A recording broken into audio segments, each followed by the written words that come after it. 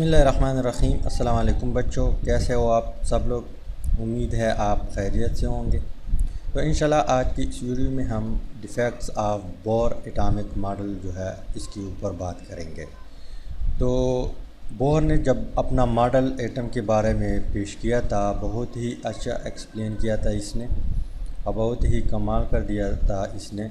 लेकिन जब modern research हो गई तो इसके बाद इसकी एटॉमिक मॉडल में भी कुछ खामियां निकल आई, कुछ डिफेक्ट्स निकल आए। तो फर्स्ट वन डिफेक्ट जो है इसमें ये बताता है कि ये एप्लीकेबल था uni electronic system and not applicable on multi electronic system. यहाँ पे मैं ये डिफेक्ट लिखता हूँ तो बाद में आप लोगों को समझाता हूँ।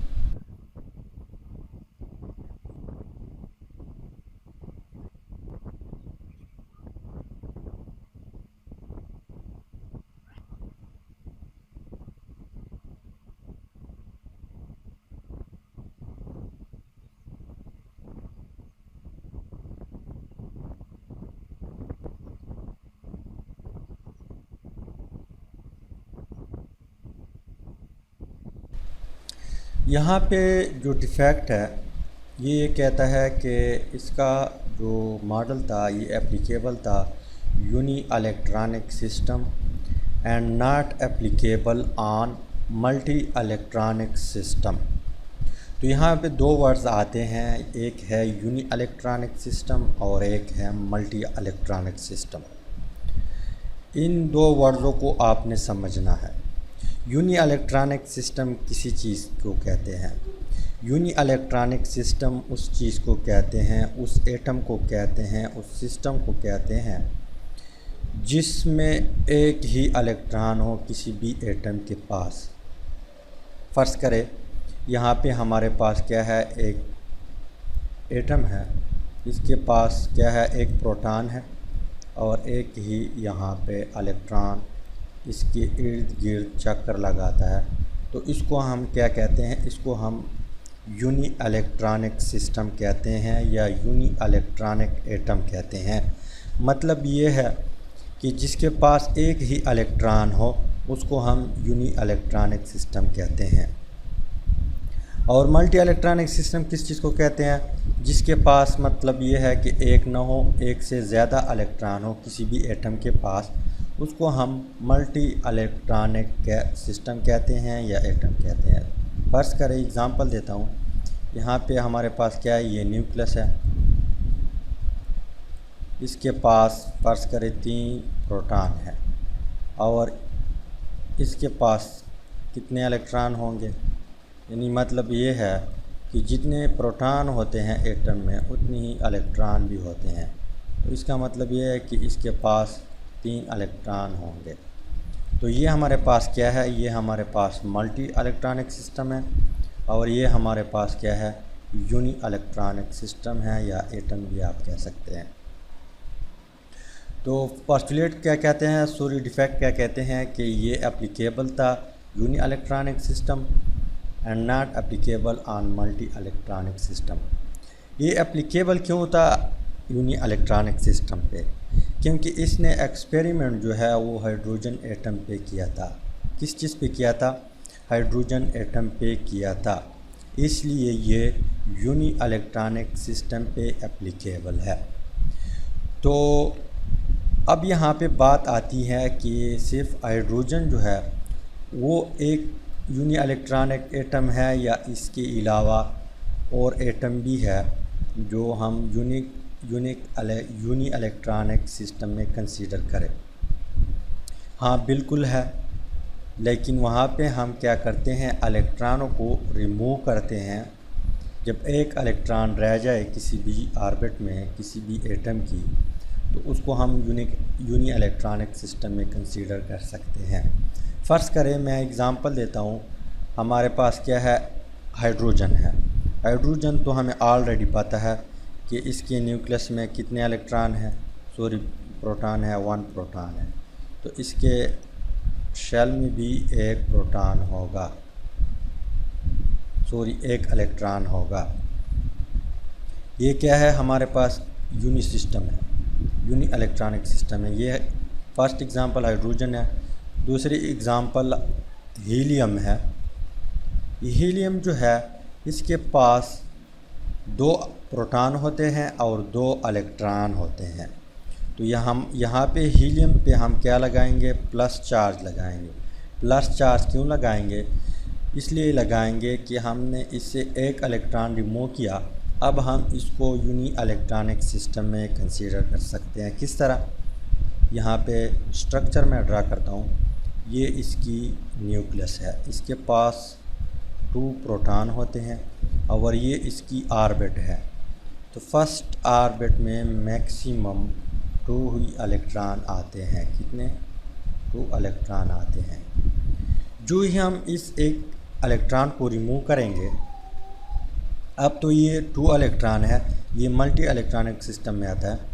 लेकिन जो ही हम एक इलेक्ट्रॉन को रिमूव करें तो इसके पास कितने इलेक्ट्रॉन बच जाएंगे, इसके पास बच जाएंगे 1 इलेक्ट्रॉन। अब यहाँ पे एक चार्ज भी आएगा, पॉजिटिव चार्ज आएगा। पॉजिटिव चार्ज क्यों आएगा, क्योंकि पहले तो ये न्यूट्रल था, 2 इलेक्ट्रॉन थे, 2 प्रोटॉन थे। प्रोटॉन पे पॉजिटिव चार्ज होता है, इलेक्ट्रॉन पे नेगेटिव चार्ज होता है।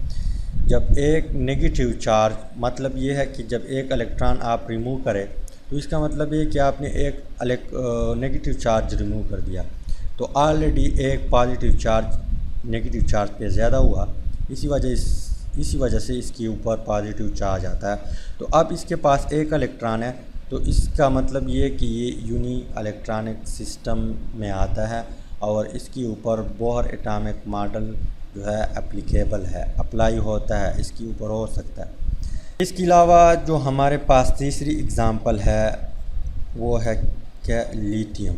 लेकिन lithium as a whole neutral atom नहीं, यहाँ पे +2 चार्ज होगा। क्या होगा, +2 चार्ज होगा।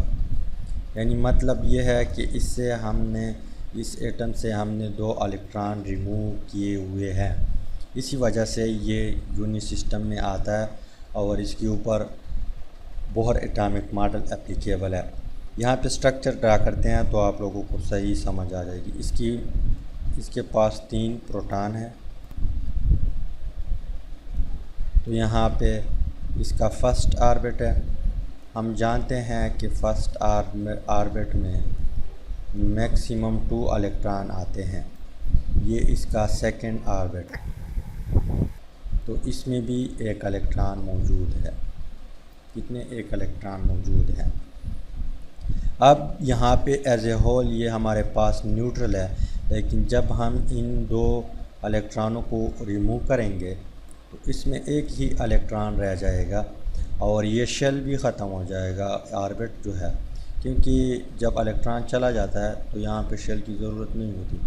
तो किस तरह रहेगा, यहाँ पे इसी तरह बच जाएगा और इसके ऊपर +2 चार्ज जो है आएगा, तो ये भी यूनी इलेक्ट्रॉनिक सिस्टम में आएगा। तो मतलब ये है कि कोई भी एटम जब इसके पास एक इलेक्ट्रॉन हो, क्या हो, एक इलेक्ट्रॉन हो, तो उसके ऊपर बोहर एटॉमिक मॉडल एप्लीकेबल है। अदरवाइज़ अगर मल्टी इलेक्ट्रॉनिक सिस्टम हो तो इसके ऊपर बोहर एटॉमिक मॉडल जो है एप्लीकेबल नहीं है। ये किसने कहा, ये मॉडर्न रिसर्च ने कहा। अब इसकी जो दूसरी डिफेक्ट है वो क्या है, इसने क्या कहा कि यहाँ पे जो इलेक्ट्रॉन शेल के अंदर, शेल के इर्द गिर्द जब चक्कर लगाता है, जब घूमता है, तो वो एक ही प्लेन में घूमता है। जिस तरह हम कागज़ पे ड्रा करते हैं या बोर्ड पे ड्रा करते हैं एक एटम की स्ट्रक्चर, जहाँ पे मैं इस तरह ड्रा करता हूँ। यहाँ पे फ़र्ज़ करें एक शेल है, एक ऑर्बिट है, तो बोहर ने क्या कहा कि एक इलेक्ट्रॉन है, जब न्यूक्लियस के इर्द गिर्द चक्कर लगाता है तो वो एक ही प्लेन में होता है। फ़र्ज़ करें दूसरा शेल है, यहाँ पे हमारे पास, इसमें भी इलेक्ट्रॉन है, तो ये भी इसी प्लेन में जो है चक्कर लगाते हैं। तो ये इसकी दूसरी डिफेक्ट है। हालांकि इस तरह नहीं है।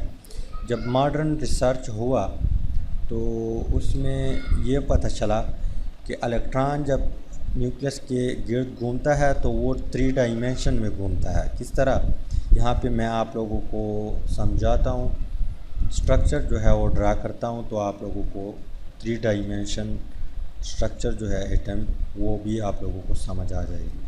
मॉडर्न रिसर्च ने क्या कहा है कि फ़र्ज़ करें ये हमारे पास क्या है, न्यूक्लियस है। क्या है, न्यूक्लियस है। अब इसके जो ऑर्बिट है वो कुछ इस तरह है, 3 डायमेंशन में है। तो स्ट्रक्चर इस तरह खूबसूरत तो नहीं होगा, लेकिन आप लोगों को इंशाल्लाह समझ आ जाएगी। ये एक ऑर्बिट है और ये जो है तीसरा ऑर्बिट है।